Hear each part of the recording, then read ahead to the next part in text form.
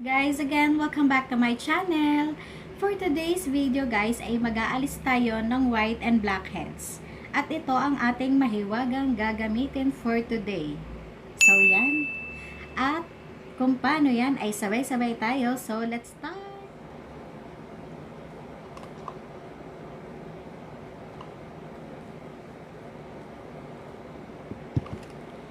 Tapos guys, ililive lang natin siya.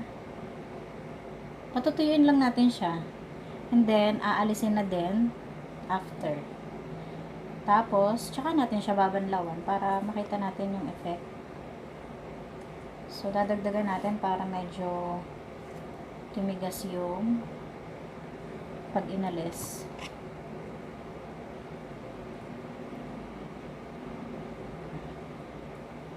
Hindi naman guys, lagay yung butas ng ilong nyo, no? Baka naman hindi kayo makahinga. So, talagang tiis ganda yung ating ginagawa.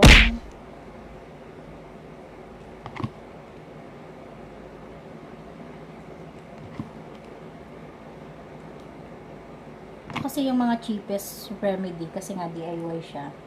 So, sa bahay meron naman ganito. So, kaya pwede nyo siyang gawin, hindi na kayo gagastos, diba?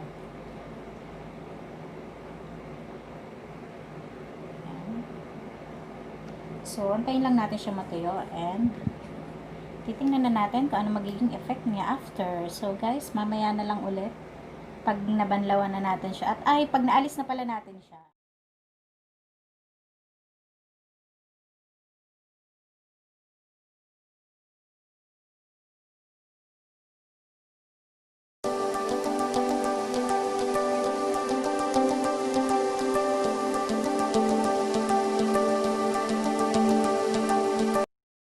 Guys, tuyo na siya. Then, aalisin na natin siya. So, ayan.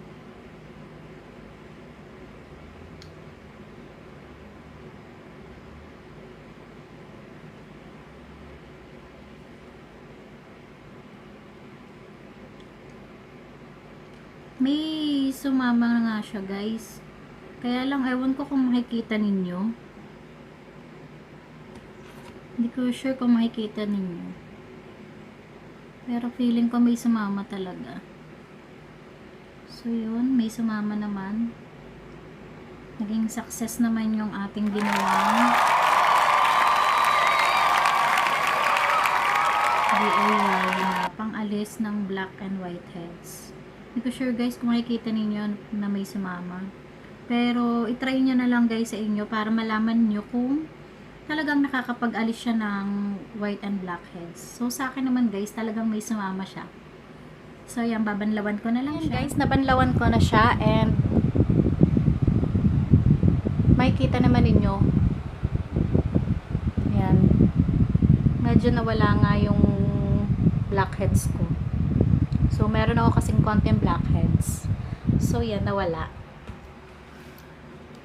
Nakatapos na naman po tayo ng panibagong videos and sana may natutunan na naman kayo sa aking DIY na ginawa para sa ating white and black heads.